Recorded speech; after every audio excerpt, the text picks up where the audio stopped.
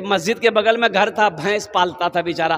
تو امام صاحب نے کہا رے بابو تو بھینسے کے چکر میں رہے کہ نمازوں پڑھویں.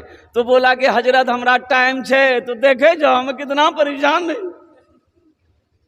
تو حضرت نے کہا کہ سن, یہ بھینس کام نہیں دے تو, یہ بھینس کام نہیں دے تو نماز پڑھ, یہ بھینسیا تمہاری زیادہ دودھ دے گی, نماز پڑھ.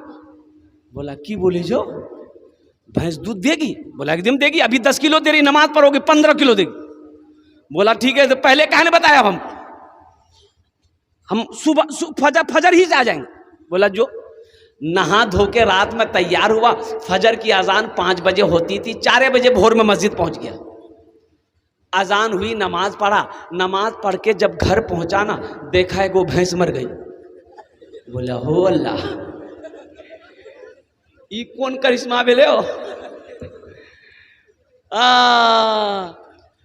قربان جاؤ, دوڑا دوڑا مسجد گیا, امام صاحب سے بولا امام صاحب غضب ہو گیا. بولا کیا ہوا؟ بولا امام صاحب ابھی نا فجر پڑھے آپ کے پیچھے. بولا ہاں. بولا کہ حضرت فجر پڑھ کے گھر گئے, یہ ایک بھینس مر گئی. تو امام صاحب نے کہا کہ اللہ تمہارا امتحان لے رہا ہے.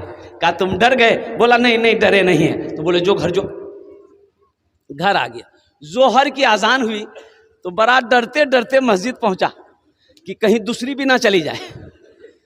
نماز ظہر کا پڑھ کے جیسے ہی گھر آیا, اتفاقاً کہیے دوسری بھینس مر گئی. بس سر پکڑ کے بیٹھ گیا. بولا ہم سمجھ گئے نہیں, 5 وقت کی نماز ہے, 5 بھینس ہماری چلی جائے گی. ایک بھینس کا بچہ نہ چلا رہا تھا. بھینس کا بچہ کو ہم لوگ کیا بولتے ہیں؟ پرو. ارے بولو نا پرو بولے جائے. تو پرو چلا رہا تھا, نہ دانا کھا رہا تھا نہ پانی پی رہا تھا. تو یہ آدمی بولا کہ زیادہ چلاؤ مت, 2 فرض پڑھے 2 چلی گئی ہے, تمہارے لیے فرض نہیں پڑھیں گے, 2 نفل پڑھیں گے, تم بھی چلے جاؤ گے.